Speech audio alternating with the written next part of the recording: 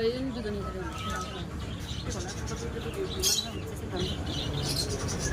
মই দেখি চাই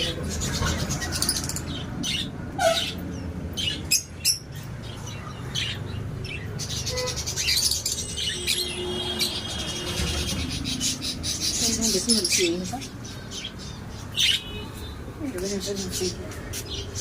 এইকেইটা আমাৰ ঘৰত আছে বাৰু এটা